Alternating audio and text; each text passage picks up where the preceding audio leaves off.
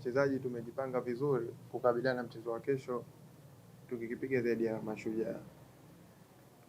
Mashujaa ni timu nzuri, wana wachezaji wazuri, wana mwalimu mzuri, na si Azam ni timu nzuri, ina wachezaji wazuri, ina kocha mzuri. Kwa hiyo tumejiandaa kwa ajili ya kuchukua pointi 3 kwenye mechi ya kesho.